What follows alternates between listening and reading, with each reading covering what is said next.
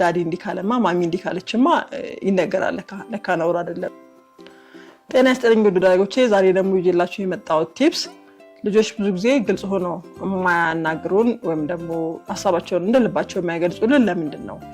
እዚህ ላይ ምን ብናደርግ ምን እናስተካክላቸው ነው የተሻለ የሚሆነው የሚለውን ቲፕስ ነው ይዤላችሁ የመጣሁት። የመጀመሪያው ነገር ሳትረብሿቸው አዳምጡ። ሳትረብሿቸው ማለት እያወሩ በወሬያቸው መካከል እንዴት ታደርጋለህ እንዴት እንዲሆነ በቃ ምንም አይነት የናንተ ሐሳብ ሳይገለጽ የሚሉትን እስኪጨርሱ ድረስ ዝም ብላችሁ ያለ ምንም ጣልቃ ገብነት ሐሳባቸውን አስጨርሷቸው። ሁለተኛው ጀጅመንት ወይም ደግሞ ፍርድ አትፍረዱባቸው። እንደዚህ ለምን አደረክ እንደዚህ ሆነ እኮ እንደዚህ ስለሆነ ነው እንዲሆነ እኮ እንዲህ ስለሆነ ነው በፍጹም አትበሏቸው። ሌላው ምንም አይነት የሚያናድድ ነገር ቢነግሯችሁ ወይም ደግሞ ምንም አይነት የሚያናድድ ነገር ተፈጥሮ ቢሆን በተቻላችሁ አቅም በፍጹም አትናደዱ፣ በፍጹም አትቆጡ በዛ ሰዓት ማለት ነው። እንደዛም ታደርጉ ከሆነ ልጆች ሁለተኛ መተው ለእናንተ ሐሳባቸውን አካፍሉ። ሌላ እድል ስጧቸው። ንገረኝ ደስ ይለኛል ግን አሁን ነው ልትነግረኝ የምትፈልገው ወይንስ ትንሽ አርፈህ ትነግረኛለህ ብላችሁ ከነሱ ጉዳይ ጋር በጣም አታችድ እንደሆናችሁ አሳዩአቸው።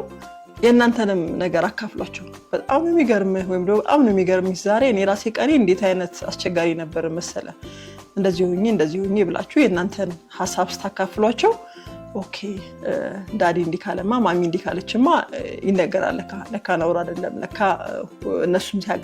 እነሱም ያጋጥማቸዋል ለካ እኔም የሚያጋጥመኝ ነገር ብለው ሪላክስ የማድረግ ሰውነታቸው የመፍታታትና ሐሳባቸውን እንደልባቸው የመግለጽ ነገር እንዲኖራቸው ይረዳቸዋል። ሌላ ጥሩ ሰዓት አሳልፉ ሁልጊዜም ከነሱ ጋር የበለጠ በተቀራረባችሁ ቁጥር እንግዲህ ሁልጊዜም የምንለው ቤተሰብና ልጆች ተነጣጥለው ልጅ በራሱ ቤተሰብ በራሱ እየሮጠ በሳምንት አንድ ቀን ወይም ደግሞ በሆነ ጉዳይ ወይ በሆነ ኦኬዥን ምናምን ሳይሆን መገናኘት ያለበት በባለፈው ኤፒሶድ እንደነገርኳችሁ የአንድ ደቂቃ ፍቅር ለመስጠት ይሄን እንጠቀም እንዳልኩት በየዕለቱ የአንድ ደቂቃ ፍቅር የምትሰጧቸው ከሆነ ያ ራሱ በጣም በቂ ነውና በጣም መቀራረባችሁን ስለሚጨምርላችሁ ልጆቹ እናንተን የመፍራት ሐሳባቸውን ለመግለጽ የሚቸገር ነገር አይኖራቸውምና የበለጠ ተቀራረቡ፣ የበለጠ ቦታ ስጧቸው፣ የበለጠ ጊዜ ስጧቸው።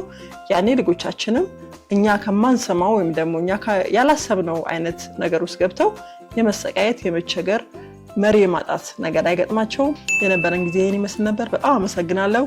ጥሩ ሰው ንጉሴ ነበርኩ። ጥሩ ሰው ንጉሴ